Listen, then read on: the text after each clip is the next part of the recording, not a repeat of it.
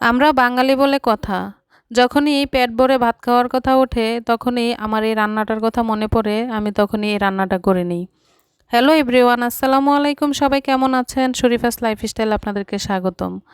তা আমরা বাঙালি, মাছে ভাতে বাঙালি। আমরা ভাত খেতেই বেশি পছন্দ করি, মাছ খেতেই বেশি পছন্দ করি। তো মাঝে, মাঝে যখন পেট ভরে খাওয়ার কথা ওঠে, তখনই আমি এই রান্নাটা করতে চলে আসি। হ্যাঁ, সত্যিই ধরতে পারছেন যে এটা শুটকি রান্না করছি। তো আমি আজ অনেক কিছু দিয়ে শুটকি রান্না করছি। এখানে আমি কয়েকটা আইটেমের সবজি নিয়েছি। বেগুন নিয়েছি, পটল নিয়েছি, বরবটি নিয়েছি, আলু নিয়েছি, সাথে কিছু মলা শুটকি নিয়েছি। শুটকিটা আগে একটু ভেজে নিয়েছি, মাথা নেইনি, মাথাটা ফেলে দিয়েছি। তো সব কিছু ধুয়ে এখন এখানে হলুদ, মরিচ, তারপরে ধনিয়া গুঁড়া দিয়ে দিচ্ছি, আদা রসুন বাটা দিয়ে দিচ্ছি, তেল দিয়ে মাখিয়ে সামান্য একটু পানি দিয়ে অনেকক্ষণ সিদ্ধ করে নিব। তো এই রান্নাটা আমি আমার মায়ের কাছ থেকে শিখেছি, আমার নানুকেও দেখেছি রান্না করতে। তো আমার কাছে এই রান্নাটা অনেক ভালো লাগতো। যেদিনে এই রান্নাটা করতো আমার কাছে অনেকই পছন্দ করে আমি ভাত খেতাম।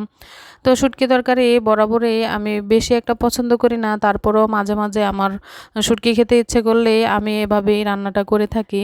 তো এই রান্নাটা আমার কাছে খুবই প্রিয়। তো আপনারা কে কে শুটকি পছন্দ করেন কমেন্টস করে জানাতে কিন্তু ভুলবেন না। তো আজ এই রান্নাটা করে এত ভালো লেগেছে, খাবার খেয়েছি, এত মজা হয়েছে, বলে বোঝাতে পারবো না। আপনারা আবার ভাবছেন আপনি নিজের রান্নার নিজেই প্রশংসা করছেন।